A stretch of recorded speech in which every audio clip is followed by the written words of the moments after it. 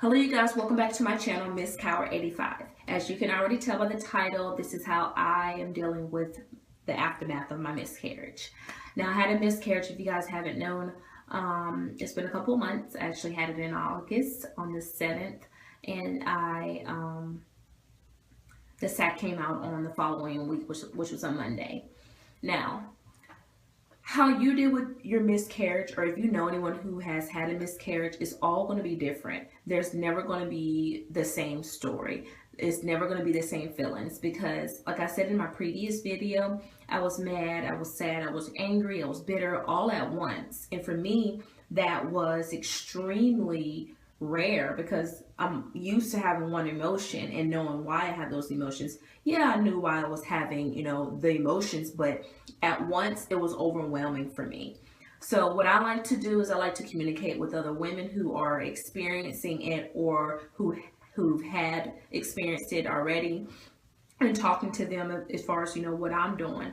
YouTube is definitely a positive outlook for me. I am able to release any type of negative energy that I'm wanting to, but then also just being able to give advice. I find that it's having a domino effect on myself and the women.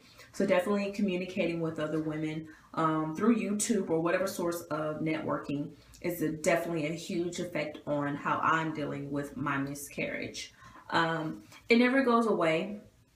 You never get over it. You have your moments when you think about it, and how you deal with it is going to depend solely on you. So if you want to cry, you want to be angry, you want to be bitter, then my advice is to be that, because at the end of the day, you're feeling these emotions and you're needing to release this energy. So if you want to do that, then definitely do that. Now, I would not say as to consume yourself in these emotions all the time. Have your moments, allow yourself to go through those emotions and then move along. Don't stay stuck in those emotions. So I definitely still, like I said, I have my moments when I see other women who are pregnant, and I am very happy for them, and I wish it was me, and don't understand why it's not me, because me and my husband, we are still trying, and it has not been the case. So you have your moments of when you are reminded of your miscarriage. Now, another thing I would say also is making sure that you don't self-blame or blame your spouse, because you want to make sure that this is the time that you guys are enjoying each other's company and that you're loving on one another, but not where you're pointing fingers or wondering, is it you or is it me? Just enjoy the moment, because you don't want to get stuck in trying to figure out who is to blame. Just enjoy the moment.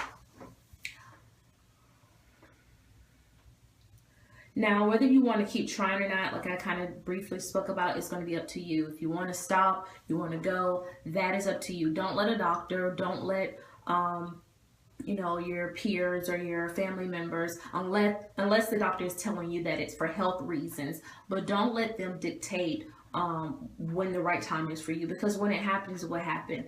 I know that I have been trying to make it happen on my own time, and it has not been working. So I've had now the attitude recently just to, if it happens, it happens, and if it doesn't happen, as soon as I want it to happen, then it was not meant to be.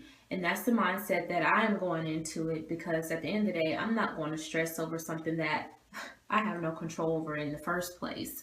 So definitely, just for me, I'm trying, but I'm not pinpointing every second of the moment of what I'm doing and why I'm doing it, and trying to, oh baby, gotta hurry up and do this, oh baby, gotta hurry up. Just enjoy the moment, because you don't want to take the fun out of this beautiful child that you're trying to bring into the world. Miscarriage in itself is a bunch of emotions, like I said before. Crying and talking to people and getting positive advice and staying uplifted are just important things as you go through this journey.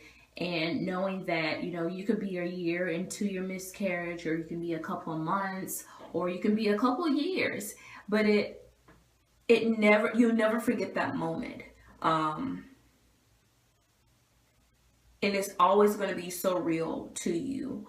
And you might even have those moments that you just can't believe that you had a miscarriage, but you did. We did. And it happens. And like most of the doctors tell you, there's nothing that you can do about it, and there's nothing that you've done to have this miscarriage. For my case, it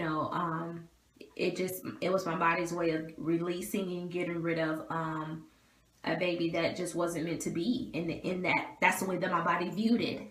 And that, if it didn't have all the chromosomes that it needed from each parent, then it, releases that baby. And that's what happened in my case, is that, for whatever reason, our body rejects it, and that was what it was. This is my first miscarriage, and God forbid anymore. But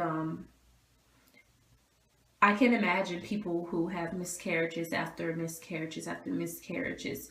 Like, it's overwhelming. Just even talking about it sometimes can be so real, and it brings you back to your situation.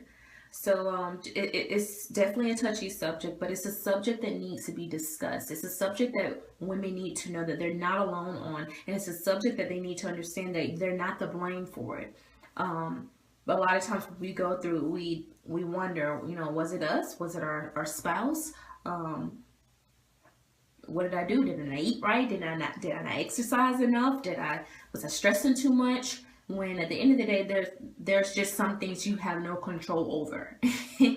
And that helps to relieve any stress or thoughts that are negative.